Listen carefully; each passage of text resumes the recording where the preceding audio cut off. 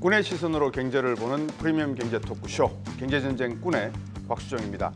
이 중국 최대 민영 부동산 개발업체 비구위안이 달러채 이자를 지급하지 못해서 디폴트 위기에 빠졌습니다. 이로 인해서 중국 부동산 리스크가 경제 위기론까지 번지고 있는 상황인데 미국 월스트저널은 이 중국의 40년 호황이 끝났다라는 제목의 기사까지 내놓고 있습니다. 이 중국 경제 위기론에 불을 지피고 있는 지금 과연 비구위안 사태로 인한 중국 부동산 리스크가 2008년 미국발 리먼 브러더스 사태처럼 경제 전체로 번질까요? 그리고 글로벌 경제, 특히 한국 경제에 미칠 영향은 어떠할까요? 이 두 분의 중국 전문 꾼을 모시고 자세한 말씀 나눠보겠습니다. 오늘도 힘차게 외치고 출발해 보겠습니다. 프리미엄 경제 토크쇼 경제전쟁 꾼.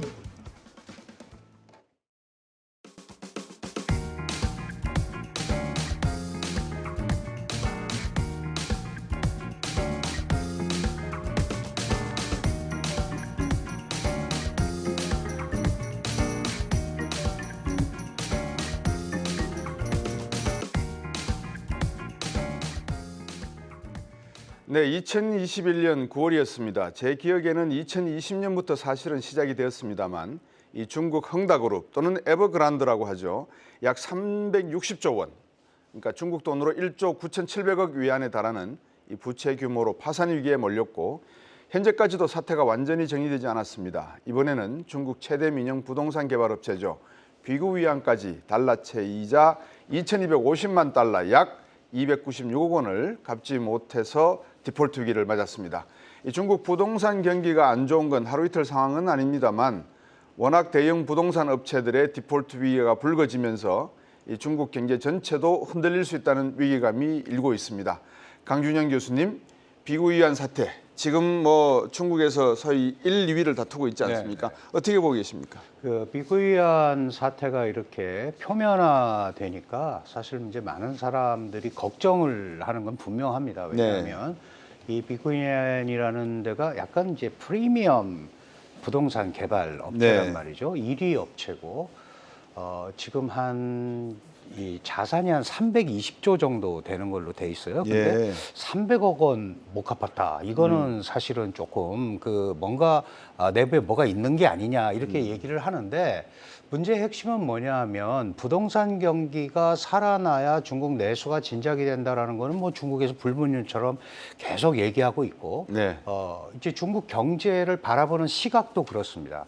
그런데 작년까지만 해도 이 중국 정부가 비구위안은 아주 우량 기업이다라고 얘기를 했단 말이죠. 그런데 이렇게 300억 정도의 이자를 못 갚을 정도로 이 문제가 되면은 이게 심각한 거 아니냐. 다시 말씀드려서 아주 결정적으로 신뢰 위기를 좀 줄 수 있는 그런 상황이다. 이게 2017년부터 2022년까지 중국 민간 부동산 1위 업체입니다. 그리고 올해는 한 5위 정도 되는데요. 지금 중국 전체의 부동산 현장을 한 3,000개 정도 가지고 있습니다. 헝다가 보통 700개 정도 갖고 있다고 하는데 3,000개면 우리 웬만한 신도시급 공사 현장이 3,000개가 있다. 그런데 이렇게 지불불능 사태가 나온다 그러면 공사가 중단이 되지 않겠어요? 그렇죠. 그러면 이제 거기에 돈 빌려준 데도 또 금융위기로 파산이 될 거고 파급이 될 거고 그러니까 그게 구체적으로 어떻게 갈지는 모르지만 그런 개연성을 갖고 있기 때문에 이제 문제가 되는 거고 잘 아시다시피 그 중국의 부동산 개발이라는 거는 자기 돈 갖고 하는 게 별로 없잖아요. 그렇죠. 중앙정부는 그 LGFV라는 일종의 그 투자 플랫폼, 융통 플랫폼을 갖고 하고 이런 민간 업체들은 이제 지방 정부의 보증 이런 걸 통해서 이제 민간 그 투자업체에서 돈을 받는단 말이죠. 그러니까 이런 것들이 딱 막혀버리니까 문제가 되는 거고 게다가 헝다가 보통 이제 2위라고 보고 3위 업체를 우리가 완다라고 하는데 완다라는 업체가 지난달에 또 이런 비슷한 디폴트 재정 위기를 맞았단 말이죠. 그러면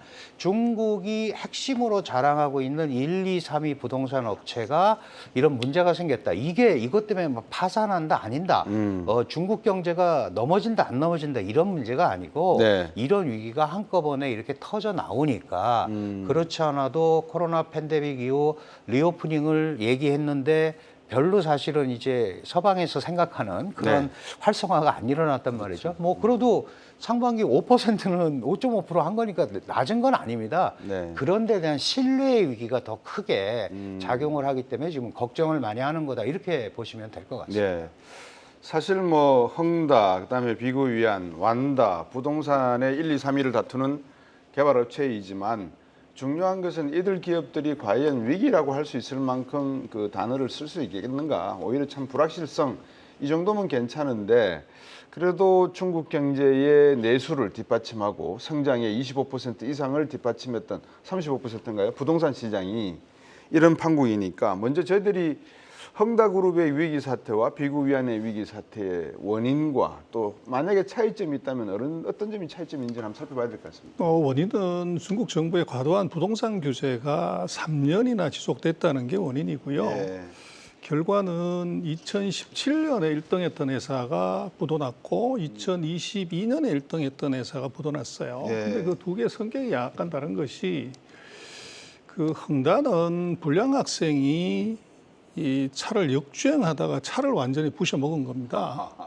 근데 지금 이제 그 비구이안 벽개원은 네. 모범생이 정주행하다 기름이 떨어진 거예요. 네. 아까 강 교수님 얘기하셨지만 자산이 몇백조 되는 회사가 이자 10억 불에 4.2%를 못 갚아서 부도를 낸다. 이것은 다른 측면에서 의도된 부도다 이렇게 볼 수가 있고 그래서 뭐 여러 가지 이제 얘기를 할 수 있지만 그 이펙트는 네. 시장의 점유율을 봐야 됩니다. 점유율을 보면 이 헝다 때 한 7% 정도 되는데 헝다가 2021년에 부도났지만 아직 멀쩡히 있어요. 네. 그리고 지금 이제 비구이엔 같은 경우가 5%입니다. 예. 그래서 7%하고 5%하고 누가 더 크냐 그러면 답은 간단하고 그래서 그 결과적으로 놓고 보자면 이번 아마 비구이안 사태는 그 찻잔 속의 태풍 이제 그런 정도로 볼 수 있을 것 같아요. 그래서 네. 뭐 비구이안 발 중국의 부동산 위기라든지 그 중국의 경제 위기가 전 세계로 확산되는 세계 위기 이것은 없다.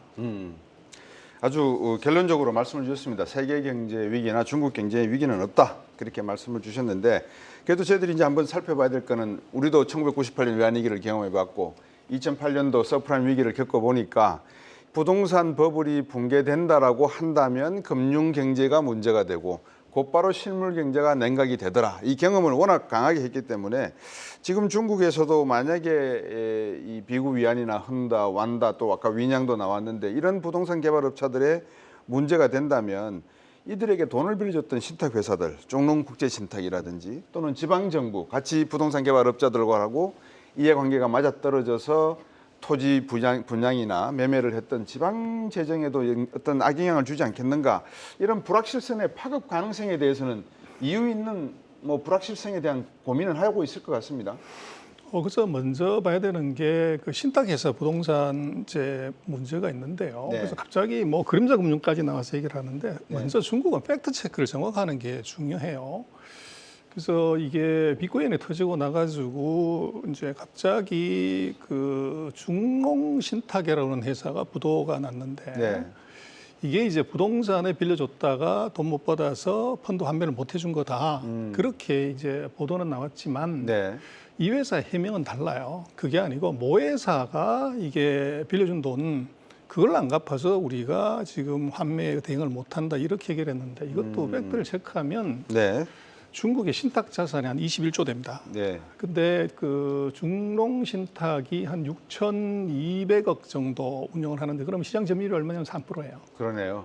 그리고 부동산에 얼마나 익스포저가 있냐면 중국 신탁업 전체로 보면 8.1%가 부동산에 투자하고 나머지 92%는 금융자산에 투자한 거예요. 네. 그래서 이게 부동산 때문에 신탁업이 위기다 이것은 조금 과장이고 네. 중농신탁이 모 회사가 중국 기계그룹입니다. 네. 중국의 98개 국유그룹 중에서 48위 하는 그룹이에요. 근데 여기에 이제 그 어떻게 보면 모 회사에 이 전횡이 갑질이 있었던 거죠. 자회사의 신탁회사에서 돈을 받아다가 네. 모 회사가 자기가 갖다 쓰고 네. 또 국유회사가 방만하게 경영을 운영하다 보니까 이게 이제 현금 흐름이 안 나왔던 거죠. 그래서 이게 자회사한테 이제 돈 못 준다. 네. 이게 지금 중농 신탁의 부도의 이제 팩트고요. 근데 그것을 이제 비트코인하고 같이 엮어서 부동산 때문에 신탁이 다 무너진다. 이것은 조금 이제 과장이 돼 있다. 그렇게 볼 수 있을 것 같아요. 예.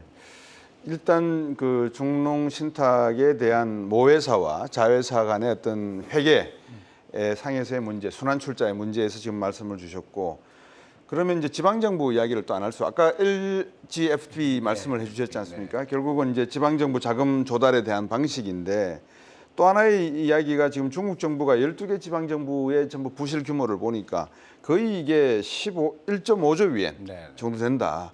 이걸 앞으로 갚아야 될 건데 중국 정부는 어떻게 대응을 할 것인가? 이것도 질문인 것 같습니다. 예, 그렇습니다. 기본적으로 이제 중국 정부가 뭐 돈이 없어서 이거를 안 하는 것 같지는 않아요. 네. 물론 이제 그게 거의 그 LGFV 만든 거는 분식회계 같은 거거든요. 그렇죠. 그걸 이제 안 집어넣으려고 그런 네. 건데 어쨌든 중국 부동산의 개발 방식이 문제가 있는 거는 분명합니다. 네. 지금 전 소장님께서 이런 것들이 크게 문제는 되지 않고 사실은 뭐 순환 출자나 이런 그런 것 때문에 잘못됐다 그러지만 문제의 핵심은 제가 볼 때는 네. 이게 이제 피해가 일반 그 소위 구매자한테 간단 말이죠. 네. 살 집이 없어지고 돈을 집어넣는데 돈이 없어지고 그러면은 결국은 중국이 말씀하셨습니다만 중국의 부동산 시장이 중국 경제 25%를 차지하고 있고 내수가 중국 경기 진작에 뭐 65%를 차지하는데 그 중에 상당 부분이 부동산이란 말이죠. 네.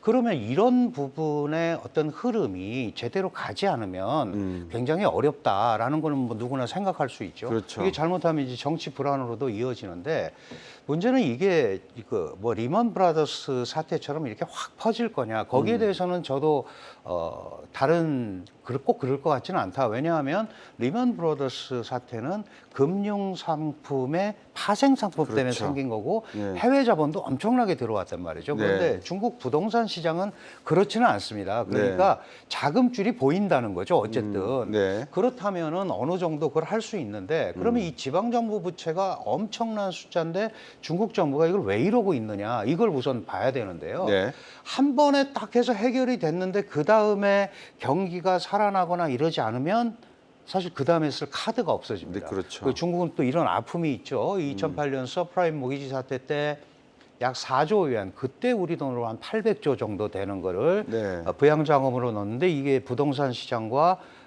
주식 시장으로 흘러가서 거품이 돼버렸단 말이죠. 네. 그러다 거품이 꺼지니까 그냥 부채가 됐잖아요. 그렇죠. 그러니까 이런 부분을 과연 우리가 어떻게 이거를 해결할 거냐. 이제 이 부분 때문에 중국이 약간 주저하고 네. 저도 이게 크게 확산되지 않는다는 생각을 기본적으로 가지고 있는 게 중국 정부가 약간 질서 있는 정리라는 표현을 쓰는데 네. 이번 기회에 어느 정도는 구조를 좀 틀을 확보한 다음에 네. 도저히 안 되는 부분은 쳐내고 그렇지 않은 이런 부분은 좀 갖고 가보자라는 과도기에 있지 않나. 그래서 지방정부 부채도 결국은 빨리 부동산 시장의 방향성을 이 소위 소비 심리 회복을 통해서 잡아줘야 되는데 네. 지금 중국이 과도한 대규모 경기 부양을 못 하고 있단 말이죠. 네. 그러면서 이제 뭐 그 실질적인 지급 준비율, 그 대출이자 이런 것들을 내리면서 유동성을 공급하고 있는데 네. 그거보다는 조금 더 시장에 새로운 메시지를 줄 수 있는 이런 것들이 좀 나와야 이게 그렇죠. 돌아가는 거고 네. 지금으로서 지방정부 부채를 뭐 정부가 갚겠다거나 이런 것들은 아닌 것 같아요. 결국은 이런 부분은 지방 경제가 활성화되고 그러려면 지금 뭐 거의 1억 채가 넘는 1억 3천만 채 정도의 빈 주택들이 있다고 하던데 네.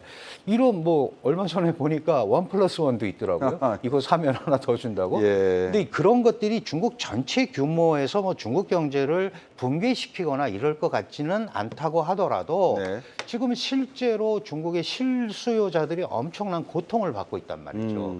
그럼 이런 부분에 대한 가시적인 조치들이 나와야 되고 지금 신탁회사에 몰려가서 원금 달라고 얘기를 하고 있고 네. 그다음에 지방정부도 이 지방정부가 이 부채를 그대로 안고 가다가는 아무것도 할 수 없잖아요. 그렇죠. 그런데 여기에 작년에 제로 코로나 겪으면서 코로나 그 방역 비용을 지방 정부가 또 알아서 쓰라고 그런 부분이 굉장히 많이 있어요. 그러다 보니까 많은 지방 정부가 지금 굉장히 허덕이고 있다. 그렇다면은 지금과 같은 방식으로 모든 걸 지방 정부에 맡기는 형태로는 상황이 어렵지 않겠느냐. 그러면 중국 정부가 이렇게 약간의 어떤 유동성 공급 이런 것보다는 뭔가 큰 틀에 방향성을 잡을 수 있는 정책 정도는 나와줘야 될 게 아닌가. 그게 뭐가 될지는 모르겠지만 그런 돌파구가 있지 않으면 네. 이게 뭐 중국 경제를 뒤흔들지는 못하더라도 네. 상당한 그 파급 효과, 개연성, 나쁜 쪽으로 갈 개연성은 있다. 네. 이렇게 봐야 될 것 같습니다. 조심은 해야 된다는 네. 말씀인 것 같은데, 진명수 소장님, 지금 저희들이 이제 정부의 어떤 그 지원이나 또 정부의 어떤 지방 정부와 중앙 정부 간의 어떤 갭에 대해서 우리 강 교수님께서 말씀을 주셨는데, 다른 한편으로 생각을 하면 이 주택을 구매한 사람들은 개인 아니겠습니까? 그러면 만약에 부동산 개발업체가 부도가 나면, 분양이 선분양된 상태에서 부도가 나면 이미 지불한 계약금이나 중도금 문제에 부실이 발생한 가능성이 있단 말이죠.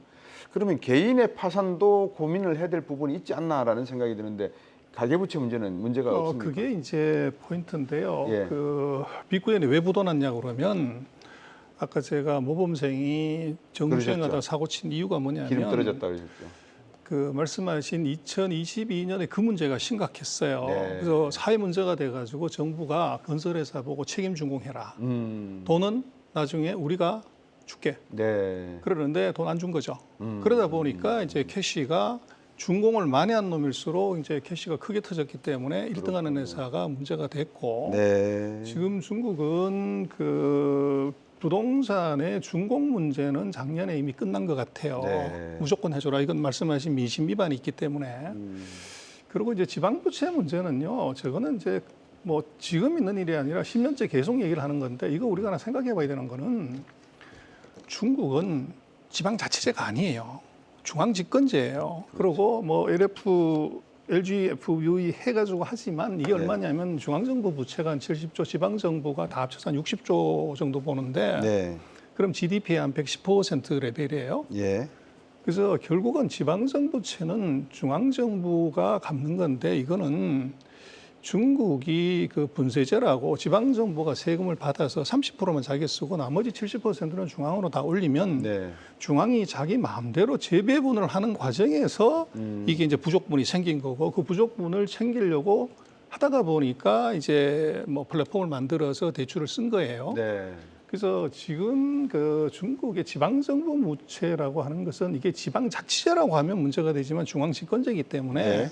정부가 다 안고 가는 겁니다. 안고 가는 것이고 그것의 그 비율은 일본 G7 국가들의 중앙정부의 부채비 얼마냐 그것하고 같이 비교를 해봐야 되는데 일본은 200%가 넘잖아요. 250% 정도 되죠. 미국도 뭐 110% 넘어갔고 25%, 예. 그래서 중국도 한 110% 정도면은 그래서 강 교수님 얘기하신 것처럼 이것이 그것만 콕 집어서 지방정부제 때문에 문제가 있다 이러는 것은 좀 아니고요. 네. 그러나 이제 지방정부의 부족한 세수의 한 50% 평균적으로 이걸 이제 땅 팔아서 네. 쓰는 것이기 때문에 결국은 중국의 부동산 경기는 서민을 위한 것이 아니라 이게 정부가 살기 위해서 시장을 안정시킬 수밖에 없는 구조라는 거죠. 네. 그래서 그걸 우리 서방 세계하고 같이 보면은 뭐 큰일 난 것처럼 보이지만 중국 안을 들여다보면 그것은 구조적인 문제고 그것이 다른 나라 정부하고 같이 비교해야 되는데 서방은 정부 부채가 100% 넘어가도 200%가 별 문제 없다고 하는데 중국은 110%면 문제다고 하는 것은 좀 과해요. 네. 어떻게 보십니까? 중국의 경제 성장률 5% 달성 가능하다. 아니면 내년도에 3.5% 이야기도 나오고 있는 상황인데 만약에 그렇게 된다 그러면 또 일부 언론에서는 때는 이때다 싶어가지고 중국 경제를 또 때리기를 시작을 하는데 그 내용 중에 하나가 이 일본의 장기 불황, 잃어버린 30년처럼 중국도 시작이 된다 이런 이야기를 하고 있거든요. 어떻게 보십니까? 첫 번째는 이제 사이즈를 감안하지 않고 절대 성장률을 갖고 얘기하는 것은 조금 이제 과해요. 네. 장점인 시대 때 13%, 후진타오 때 10%, 시진핑 1기에 7%, 지금 이제 5몇 %를 가는데 네. 그 사이에 장점인 때 13% 성장했을 때 GDP를 1위라고 하면 네. 지금 2023년에 중국 GDP는 23배 가까이 됩니다. 거의 20, 30배인데 지금 1%는 장점인 시대에 거의 뭐 이제 30%하고 맞먹는 사이즈이기 때문에 네. 이 사이즈 이펙트를 감안하지 않고서 절대 성장률이 떨어지는 것 갖고 얘기하는 것은 조금 과한 얘기고 네. 두 번째는 지금 5% 성장하는 나라가 2023년에 전 세계에서 인도 빼놓고는 없어요. 네. 그리고 말씀하신 것처럼 지금 IB들이 5%에서 4% 낮추고 내년에 3.5라고 하더라도 지금 G7 국가 중에서 중국이 전 세계 GDP로 보면 2등이고 미국이 70%인데 그렇죠. 이 전 세계 GDP 10% 이상 하는 나라 중에서 3% 성장하는 나라가 없습니다. 딱 1%, 2%인데 그래서 그 성장률을 갖고서 이게 끝났다고 얘기하는 것은 조금 이제 과한 얘기고 그래서 이제 만약에 끝났다고 하면은 맨 먼저 이제 돈이 도망가죠. 그리고 이제 그 들어왔던 기업들이 다 도망가야 되는데 네. 정말 중국이 일본 스타일로 가게 되고 4%, 3%, 2%가 위험하다고 하면 제가 볼 때는 맨 먼저 공장을 뺄 회사가 있어요. 앨런 머스크가 공장 빼야 되고 그렇죠. GM하고 포드가 빼야 되고 인텔이 그 애플이 공장 빼야 됩니다. 예. 근데 뭐 뺄 생각이 별로 없는 것 같아요. 그래서 그게 이제 뭘 의미하냐는 것이고 그리고 저런 정도의 심각한 문제라고 하면 한 나라가 서브프라임 뭐 이제 대규모 금융위기가 있다고 하면 가장 민감하게 정확하게 알 수 있는 게 있습니다. 그게 돈이죠. 돈이죠. 그래서 제가 어떤 칼럼에 그랬으면 전 박사한테 물어봐라. 그래서 이 닥터 마니한테 물어보면 답이 심플하게 나오는데 주가 환율 금리가 경제 위기 이게 있다고 하면 난리를 친다. 그렇죠. 주가가 폭락하고 금리가 폭등하고 환율이 폭락을 해야 되는데 네. 중국이 8월 6일 이후에 지금까지 주가 금리 환율이 보면 뭐 큰 변화가 없어요. 이상징후라고 볼 만한 것이 없다고요. 네. 그래서 그렇게 놓고 보면 조금 지금 뭐 화면에 나오고 있습니다만은 네. 뭐 100%, 97%, 96%, 40년에 이제 어떻게 보면 대불황이 시작됐다고 하는데 저 정도라고 하는 것은 네. 뭐 위기나 대불황이 온다고 보기가 굉장히 어렵죠. 네. 돈이 얘기해주는 이제 중국 경제는. 네. 강 교수님, 사실 오늘 상해 주가 지수도 좀 떨어졌습니다. 이제 큰 폭으로 좀 떨어진 것 같고 미국도 어제 1% 넘게 떨어졌었고 이제 전병서 소장님께서 말씀 주신 내용 또 그다음에 강 교수님 말씀도 종합해 보면 일본 같은 그런 위기, 장기 불황으로 가지는 않는다. 상대적으로 계산을 해보면 중국 경제가 연착륙을 위해서 나름대로의 아주 뭐라 그럴까요?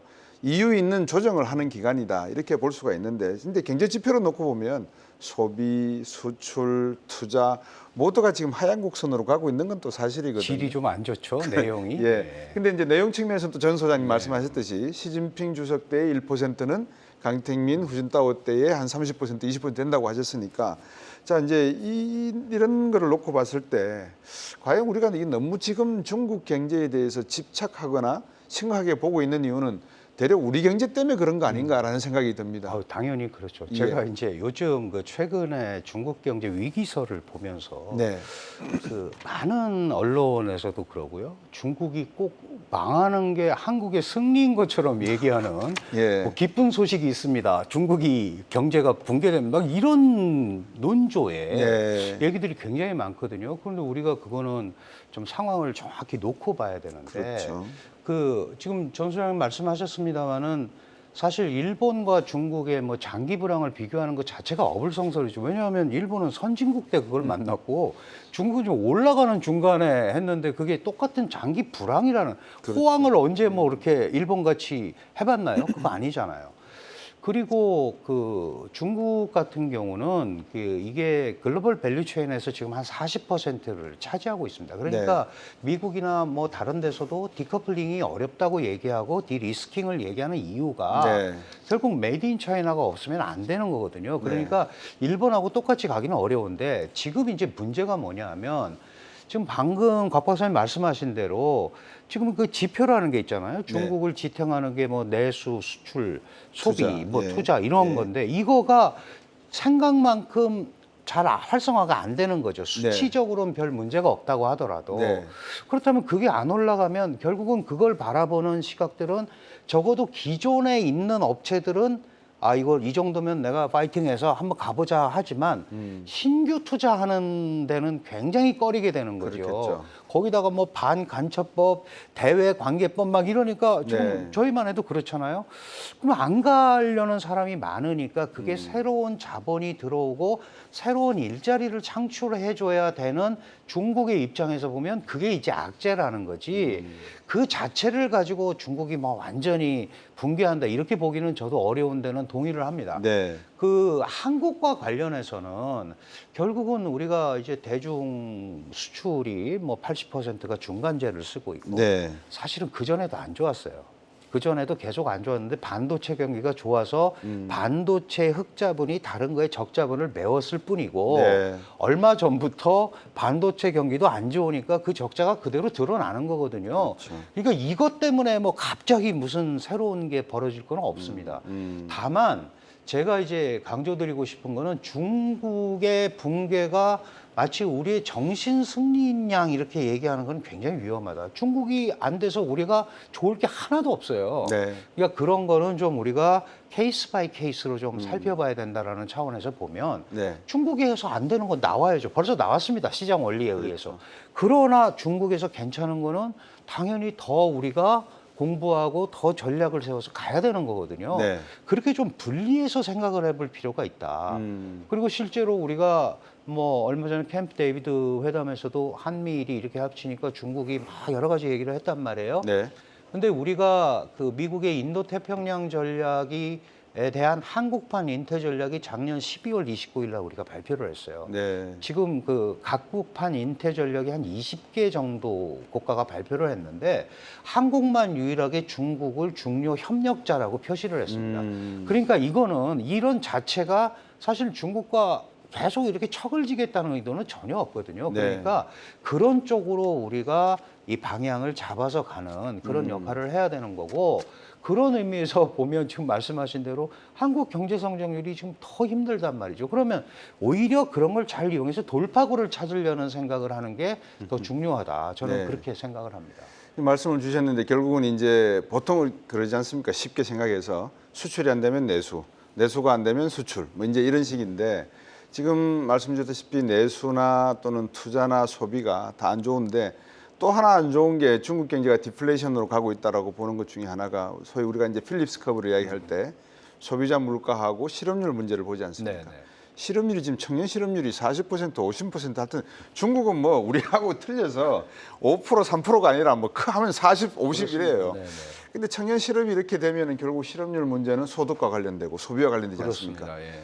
어떻게 보십니까? 이거? 그게 뭐 경제적으로도 굉장히 중요하지만 사실은 정치적, 사회 안정 면에서 굉장히 그렇죠. 중요합니다. 바로 그 점이죠. 16세에서 24세의 그 취업률이 그 특히 네. 대졸자가 뭐 6월까지 21.3%였고 7월에는 발표도 안 했고 그렇죠. 이제 앞으로 안 하겠다, 안 하겠다. 이랬단 네. 말이죠. 맞습니다.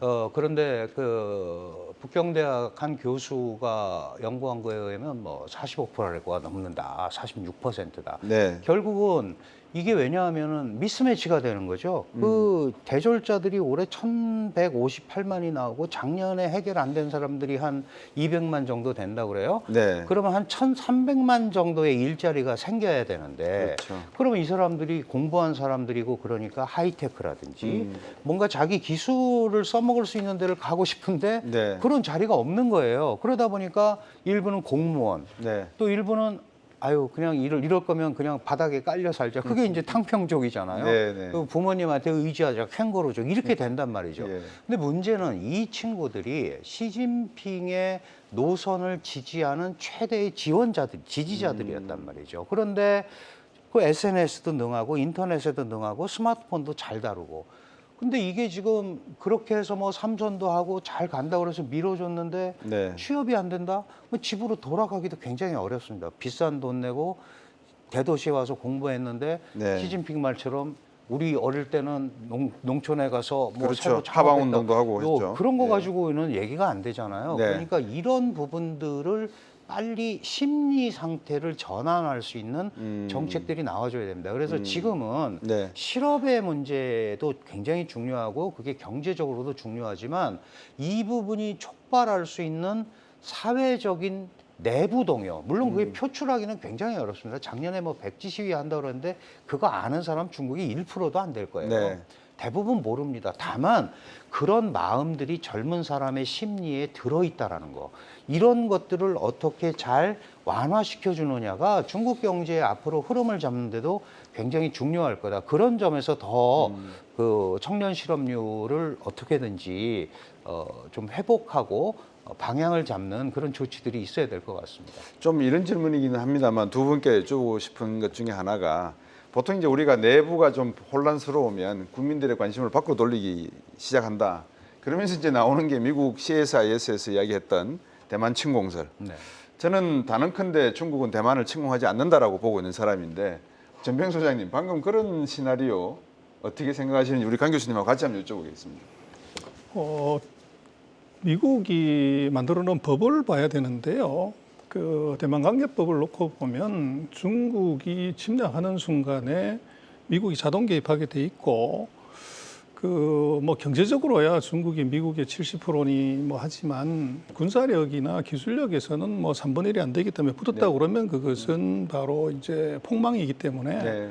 중국이 그런 선택할 가능성은 거의 없다. 그리고 대만이라는 나라가 지금 미국한테 있어서는 4차 산업혁명으로 갈래 아니면 원시 시대로 돌아갈래 하는 것에 분기점이 있기 때문에 네. 어떤 경우에도 원하는 이하 반도체 공장을 지켜야 되는 문제가 있어서 네.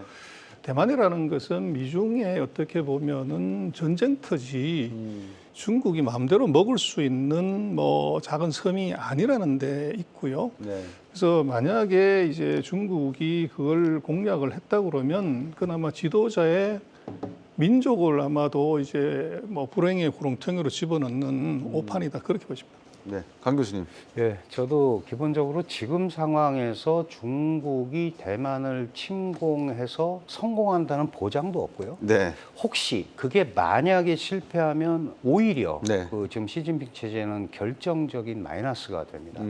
지금 대만 관계법도 말씀을 하셨습니다만은 그거 이외에도 작년에 그 대만 대북법이라는 게 또 있어요. 네. 거기에는 45억 불이라는 돈까지 명시해서 대만을 무장화시키겠다는 게 있거든요. 네. 문제는 이제 이게 미국 서태평양 사령부의 군부적 시각이 약간 군산 복합 논리가 들어있는 겁니다. 그래서 네. 일부 좀 과장된 면이 있고 네. 또 하나는 이거를 그 대만을 점령한다라는 아무런 보장이 없어요. 사실 130 물론 이제 미사일 공격을 해서 초토화 시킨 다음에 오겠지만 대만도 세계 8번째 크루즈 미사일 자체 개발국이에요. 네.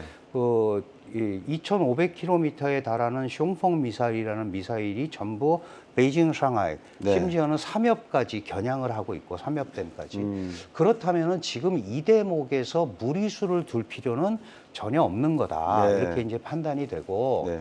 사실은 그 대만관계법이 1979년 4월에 만들어졌는데 그거는 뭐 미국이 끝까지 도와줄지 안 도와줄지는 사실 몰라요. 대만 네. 사람들도 미국이 도와줄 것 같냐 그러니까 아닐 거리라고 얘기하는 비율이 점점 우크라이나 전쟁을 보고 늘어났어요. 네. 그렇죠. 늘어났는데 그때 그 법을 체결하면서 이제 대만의 별명이 하나 생겼습니다. 대만은 미국에 가라앉지 않는 항공모함이다. 그게 포기하기가 매우 어려워요. 저는 가끔 이제 이런 표현을 하는데요. 북한이 아무리 사고를 쳐도 중국이 포기하기가 어렵듯이 대만도 지정학적 또는 이제 최근에 TSMC나 이런 것 때문에 지경학적 중요성 때문에 미국이 포기하기 어렵다. 네. 그렇다면 이 부분을 감내하고 과연 중국이 이걸 세게 가겠느냐. 이제 20차 당대회에서 그걸 당장에다 처음 집어넣어서 문제가 됐는데 그러고 나서도 그 뒤에 가면 평화적으로 해결하는 게 1번이다라고 또 있어요. 네. 무력 침공하는 거는 대만 독립분자들에 대한 거고 네. 뭐 이제 이런 얘기가 있는데 어쨌든 이게 악화되면 그런 카드를 쓸 가능성은 있지만 그게 성공한다는 아무런 보장이 없기 때문에 지금 상황에서는 그거를 하기가 쉽지 않을 거다. 뭐 그런 정도로 저도 생각을 네. 하고 있습니다. 저희들 의견이 거의 뭐 한 부분으로 일치하는 것 같습니다. 그러면 이제 시진핑 주석 같은 경우에 이번에 정치국 회의도 했습니다만 경제 성장을 어떻든지 간에 뭐 5%를 맞추든 5.5%를 하든 중국 인민들의 어떤 불평 불만을 가라앉히기 위해서 정치 사회적인 어떤 불안 요소를 해소하기 위해서라도 경기 부양책은 내놔야 될 것 같고, 그러다 보니까 중국 인민은행에서 기준금리 낮추고 외환 준비율도 낮추고 하는데 경제는 좀처럼 반응은 심각하게 나오지 않는 것 같습니다, 소장님. 뭐 경제정책 발표했다고 보름 만에 성과 나올 것 같으면 예. 제가 볼 때는 10월 달 통계를 봐야 되는 것이지 지금 얘기 막 하는 것은 6월, 7월 통계거든요. 그래서 그거는 이제 사고 치고 난 거고 네. 후속 조치는 안 나왔고요. 네. 그래서 지금 놓고 보면 결국은 중국의 역사를 보면 땅을 잘못 건드리면요. 4,500만 명이 굶어 죽었어요. 그래서 부동산을 잘못 건드리면 정권이 바뀌는 나라가 이제 중국이기 때문에 네. 뭐 부동산 대책 포함해서 이제 뭐 우리는 별로 관심이 없지만 7월 17일 이후로 8월 뭐 중순까지 네. 거의 14개의 경기 부양책을 냈어요. 네. 그래서 이제 그게 왜 안 먹냐고 그러는데 그거 일주일 만에 한 달 만에 하는 거 아닙니다. 그다음에 예. 제가 볼 때는 그 중국의 지도자들의 특성을 보면 등소평, 장세면, 후진타오, 시진핑 전부 공대생이에요. 그래서 이게 제조 시대에는 공대생들의 이게 속전속결 이게 잘 먹었는데 지금 중국은 뭐 공업 비중이 33%밖에 안 돼요. 네. 서비스가 50%, 소비가 뭐 67% 이렇게 되기 때문에 이 공대생들이 제조는 잘하지만 서비스는 사람의 마음을 사야 되는데 이게 약해요. 그래서 그게 이제 아까 정책을 했는데 왜 안 먹냐 하는 것이 하나 있고, 두 번째는 그 1g 모자란 총리의 스타일인 것 같아요. 네. 그래서 지난번 총리는 리커창 총리고 지금 총리는 거기 중간에 커자 하나를 빼는데 중국말로 커가 1g이거든요.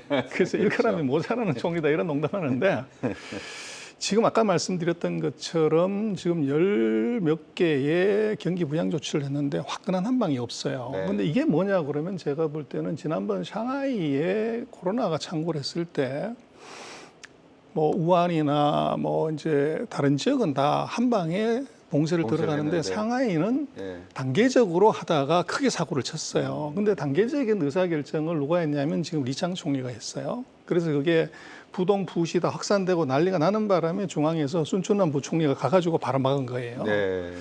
그래서 이제 그게 왜 그러냐 그러면 제가 볼 때는 경험이 최고의 선생님이다. 그래서 지금 새로운 총리는 뭐 중국의 역대 총리는 뭐 이 항상 총리 되기 전에 5년에 이제 들어와서 부총리를 하면서 총리 수업을 받고 나서 이제 국가를 다스리는데 네. 이번 총리는 중앙에서 경험이 전혀 없어요. 바로 이제 들어온 거죠. 그리고 어떻게 보면 과단성 있는 그런 정책을 지금까지 쓴 게 없어요. 네. 그래서 시진핑의 비서 출신이었기 때문에 그런 것도 있지만 조심스러운 접근. 그러나 말씀하신 것처럼 이게 국민의 심리, 전 세계가 주목하고 있는 이런 상황이면 결정적인 한 방을 이제 보여줘야 되는데 네.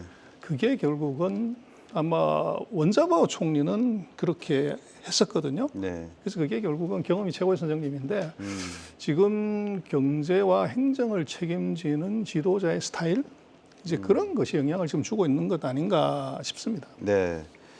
지금 교수님, 저는 좀 의아했던 게 경기 부양을 한다고 정책을 발표를 했는데 유커를 허용하겠다는 내용이 나왔어요. 이게 어떤 그 뭐라 그럴까요? 그 생각에서 그런 발표를 하시는지 좀 궁금하더라고요. 유커를 허용한 거는 경기 부양이 굉장히 중요하죠. 왜냐하면 기본적으로 그 이제 여행을 많이 가면 사실은 6월쯤에 시진핑 주석이 항공노선 정상화도 얘기했거든요. 네. 해외를 많이 나가야 항공산업도 다시 정상화되고 그렇죠. 국제편이 많이 늘어나야 된다 이런 얘기를 했고, 물론 이제 돈은 유커들이 내고 가지만 네네. 그 연관에서 일하는 사람들의 이제 그 경제 활동력이 늘어난단 말이죠. 그래서 유커를 늘어났고, 사실은 이제 한국의 유커 허용한 거, 이 단체 관광 허용한 거는 이게 사실은요 신의 한 수입니다. 사실 우리의 그 유커 이거 제한은 코로나 때문에 그런 게 아니고 그 전에 사드의 일종의 제한 정책으로 됐는데 이번에 코로나 풀면서 서로 좀 그 뭐 한알령 풀어라 마라 하면서 싹 넘어갔단 말이죠. 네. 그래서 유커 자체가 와서 뭐 한국에 얼마나 영향을 끼치냐 이게 중요한 게 아니고 그런 이 소위 소비 시장 활성화 분위기를 잡는데 중국에서 굉장히 유용하다. 그리고 그거에 대한 연관 산업이 일어나는 게 굉장히 유용하다. 네. 저희도 마찬가지지 않습니까? 중국의 요커들이 단체 관광을 하고 뭐 그전에 개별 관광도 왔지만 그러면 바로 면세점 산업이라든가 네. 우리 식당 산업이라든가 뭐 관광 이런 부분이 나름대로 활성화되는 부분이 있거든요. 네. 전체 GDP에서는 얼마 안 되더라도 네. 이제 그런 의미에서 중국이 철저하게 내수 진작의 일환으로 저걸 했다. 이제 그렇게 봐야 되고 처음에 10개, 그다음에 20개, 이번에 70몇 개를 풀었는데요. 그 중에 안 푼 데도 있습니다. 캐나다는 이제 여러 가지 문제 때문에 안 풀었고, 네. 대만도 선거에 영향을 미칠까봐 안 풀었고요. 북한도 또 국제 제재에 동참하지 않는다고 그럴까봐 안 풀었거든요. 그러니까 나름대로 굉장히 주도 면밀하게 하는 겁니다. 네. 그래서 그런 면에서 그 요커를 개방하고 이러는 거는 내수 경기 진작과도 분명히 밀접한 관계가 있다. 밀접한 관계가 있고 대외적으로 우리도 이렇게 개방해서 같이 움직인다라는 메시지를 준다라는 이런 측면에서도 의미가 있다. 이렇게 해서 이번에 한 게 아닌가 그렇게 판단이 됩니다. 네. 자, 이제 중국 내부의 여러 정치 경제적인 내용을 훑어봤으니까 이제 한번 글로벌적인 내용도 한번 소장님께 한번 여쭤보겠습니다. 미국의 내년 대선이 있고요. 또 내년에 중국도 이 중요한 선거가, 일본도 중요한 선거가 있고 우리도 총선이 있습니다. 이제 서구 세계는 소위 말해서 이제 선거철이 되어 오는데 이 미국과 중국 간의 경쟁 또는 갈등 관계 이 부분에 있어서만큼은 해결책이 보이지 않는 듯한 그런 뭐라 그럴까요? 서로 평행선을 달리는데 소장님 아시다시피 24일에서 25일까지인가요? 브릭스, 요하네스버그에서 브릭스 열렸습니다. 미국이 예의주시를 했습니다. 뭘 예의주시했느냐? 브릭스가 향후에 위안화를 기축통화로 가져갈 꿍꿍이를 지금 하고 있지 않느냐? 이거를 또 보고 있더라고요. 소장님 보시기에 미중 간의 경제 갈등 또는 경쟁 관계 이게 정말 미워서 다투는 겁니까? 아니면 서로 좋아하기 때문에 다투는 겁니까? 어떻게 보십니까? 뭐 둘 다인 것 같아요.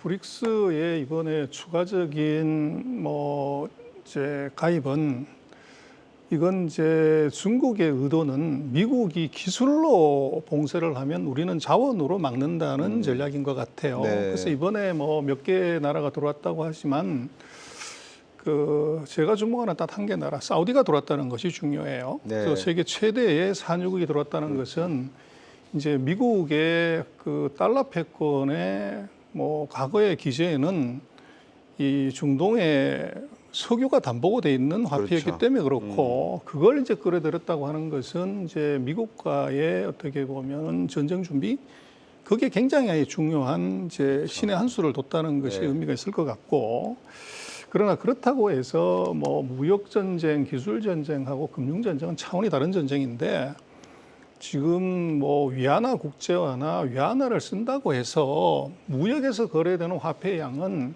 금융에서 거래되는 화폐의 4분의 1이 안 돼요. 그렇죠. 그래서 미국이 뭐 중국이 한 20%의 무역 거래를 한다고 하더라도 네. 이게 지금 뭐 전 세계 화폐 거래량이 한 3% 겨우 하고 있습니다. 네.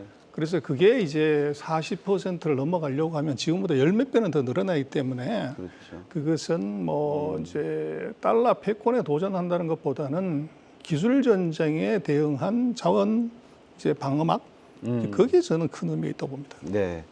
강 교수님, 기억하시겠지만 2006년도에 처음에 미중 경제 전략 회담을 열었습니다. 처음에는 장관급 회담이었는데 2년 지나면서 대통령이 참여하는 전략적 경제 대화가 열렸는데 그래서 최근에 옐렌 재무장관도 중국을 방문하고 블링컨 국무장관도 중국을 방문하고 아마 코로나 팬데믹 현상으로 중단됐던 전략적 경제 대화를 다시 하는 게 아닌가라는 생각도 들면서 이번엔 또 상무부 장관이 또 상하이를 방문할 예정이더라고요. 북경하고. 그러니까 한편으로 쌓아놓은 것처럼 보이는데 왔다 갔다 하는 걸 보면은 또 에론 머스크 아까 말씀도 주셨습니다만 미국 기업은 그대로 또 존립하는 걸 보면 이 사람들이 사랑 싸움을 하나 하는 생각도 듭니다. 어떻게 보십니까? 그 서로가 필요한 부분이 분명히 있죠. 네. 왜냐하면 사실은 이제 올 2월에 정찰풍선 사건이 생기기 전에 작년 그 발리 G20에서 네. 그런 얘기를 했어요. 바이든이 이제 미중 간의 해빙 분위기를 볼 거다. 네. 그러면서 그때 나왔던 게 바로 블링컨 국무장관 방중, 제닛 옐런 방중, 그다음에 러문드 그렇죠. 상무장관 방중이었다가 네. 이게 이제 그 정찰풍선 사건으로 삐걱한 다음에 이제 지금 열리고 있는 거거든요. 그러니까 이 메시지는 뭐냐 하면 블링컨이 중국을 방문해서 한 얘기가 디리스킹이란 말을 다시 썼어요. 그전에는 완전히 뭐 디커플링이었잖아요. 그렇죠. 오늘 디리스킹은 EU에서 썼고 그다음에 마크롱 프랑스 대통령이 썼다가 미국한테 엄청나게 질책을 받았거든요. 혼났죠. 예. 그런데 자기네가 쓴단 말이죠. 쓰고 그러니까 있죠. 이게 도저히 완벽한 의미의 디커플링이 일어나기는 어렵다라는 걸 인지를 하고 있고 네. 결국은 옐런도 마찬가지고 블링컨의 방중을 계기로 경제 산업 분야에서는 네. 뭔가 지속적으로 이 경제 관계를 유지하자라는데 기본적으로 동의를 하는 거 아니냐. 네. 그러면 이제 예를 들어서 러먼드 상무장관이 가면 지금 바이든 행정부가 트럼프 행정부의 정책 중에서 미국한테 중국한테 한 얘기가 있죠. 25% 고일 관세는 좀 어떻게 해보겠다.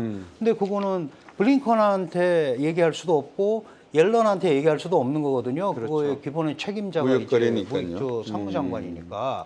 그러면 그런 것까지 지금 이 순서대로 가고 있다는 거죠. 네. 그렇다면 아주 하이테크 분야나 이런 건 계속하고 싸움을 하겠지만 그래도 자신들이 기본적으로 유지하는 이런 부분에 대한 교류나 거래는 할 거기 때문에 네. 뭐 제가 우스갯소리로 그런 얘기합니다. 막 둘이 으르렁거리는데 줄 서서 둘이서 악수하면 뒤에 있던 사람들 뻘쭘해진다. 네. 그러니까 항상 그런 부분에 대한 준비를 해놓고 있어야 된다라고 늘 이제 우스갯소리로 얘기를 하는데요. 네. 이게 그런 현상인 것 같습니다. 중국과 네. 대만도 그렇게 싸우는데요. 네. 반도체 무역량이 늘어나잖아요. 그리고 여전히 금지하고 있는데 무슨 무슨 경제청장 일동이 대만을 방문해서 협의하고 이런 걸 그렇죠. 한단 말이죠. 예, 그러면 우리가 훨씬 더 좀 실용적일 필요가 있다. 이렇게 그런 걸 보면서 좀 네. 생각을 해야 될 것 같습니다. 교수님이 반도체 말씀을 하셔서 이제 결국은 저희들이 이런 시간에 이제 미중 간의 갈등이나 또 중국 경제를 다루는 이유도 결국 한국 경제에 미치는 영향 이게 핵심 아니겠습니까? 소장님 보시기에 미중 간의 갈등 또 중국의 어떤 경제적인 둔화 양상이 한국 경제에는 어떤 영향을 줄 것이라고 보시는지요? 우리한테는 치명적이죠. 그래서 중국의 내수의 불황이나 이것들이 아까 강 교수님 얘기하셨지만 우리가 박수 칠 일이 아니고 내수 경기의 회복이 전이 우리 중간재 수출에 이게 치명적인 타격이 오기 때문에 가뜩이나 이제 무역 수지 적자가 나는 것이 확대될 위험이 있고 네. 그리고 또 어떻게 보면 미국과의 우리가 흑자가 늘어난다고 하지만 네. 그 흑자의 기본이 이제 자동차 전기차인데 거기에 들어가는 원자재, 부품, 소재들이 중국에서 와요. 네. 그래서 중국과의 관계가 틀어졌을 때 우리가 대미 흑자의 기조가 크게 늘릴 수 있는 리스크가 같이 있습니다. 그래서 우리로서는 중국은 이제는 시장이 공장이 아니라고 하면 이 자원 공급국으로 자원을 나눠 쓰는 중국이라는 측면에서 우리가 중국을 관리를 해야 되고 네.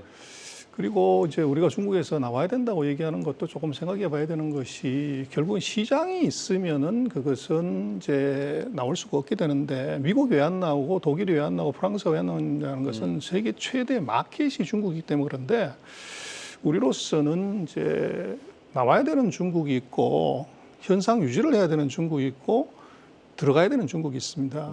근데 우리는 다 뭉쳐가지고 나와야 된다고 하는 것은 이건 조금 문제가 있다.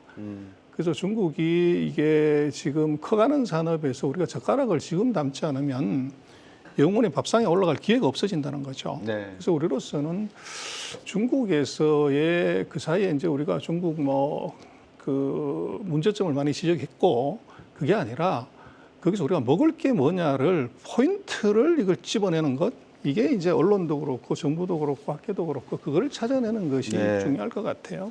사실 전민수 소장님께서 방금 핵심적인 내용을 말씀을 주셨습니다. 우리의 먹을 게 뭐냐? 우리가 중국 경제가 우리와 상당히 밀접한 관련이 있다는 건 이제 다 아는 거고요. 제가 두 분 교수님과 소장님께 말씀을 한번 여쭙겠습니다. 외교 전략, 강 교수님께는 어떤 전략을 가져가야 될 것인가를 여쭙고 소장님께는 우리가 무엇을 먹을 것인가에 대한 중장기적 전략에 대해서 정부가 또는 기업이 참고해야 될 내용을 한 1분 30초씩 정리해 주시죠.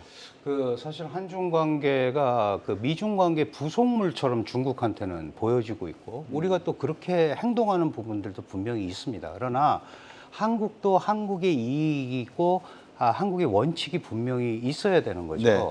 그 지금 이제 뭐 중국을 다 탈중국해야 되느냐 말씀을 하신 것에도 그 얘기가 있지만 일본도 똑같은 얘기를 그 당시에 있었거든요.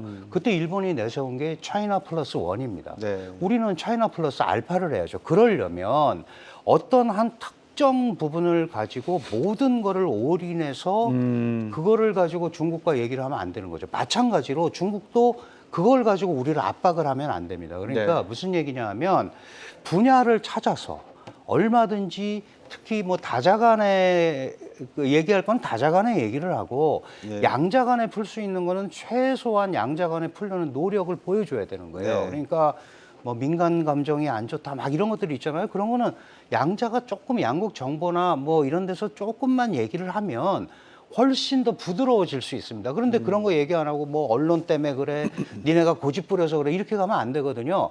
그런 게 기반이 돼서 어쨌든 전쟁을 하면서도 회담을 하잖아요.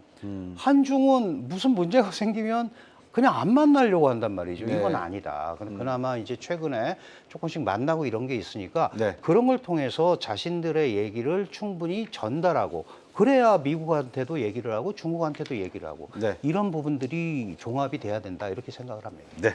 줄타기 말씀을 주셨습니다. 잘 하자. 뭐 끝나지 않는 전쟁도 없고요. 네. 끝나지 않는 불황도 없습니다. 지금처럼 이제 어떻게 보면 곡선 주행할 때는 안전 운행이 최고고 이제 커브길을 지났을 때 이제 직선 주행을 세게 해야 되는데 네. 미중 관계, 한중 관계 다 지금 이제 곡선의 끝에 온 것 같아요. 그래서 먹을 걸 뭘 먹을 거냐고 그러면 반도체는 지금 안 되죠. AI 안 됩니다. 그걸 빼고 나서 우리가 한 5가지 정도로 저는 생각을 해보는데 첫 번째 자원 같이 나눠 먹게 해야 된다. 중국이 독점하고 있기 때문에 이걸 어떻게 우리가 확보하는 게 중요하고 그리고 운송이 지금 점점 중요해져요. 공급망 때문에. 네. 운송에서 중국과 협력할 수 있고 예. 그리고 중국이 세계 최대의 노인 인구를 가졌기 때문에 예. 의료, 메디컬 서비스에서 우리가 예. 할 수 있고 예.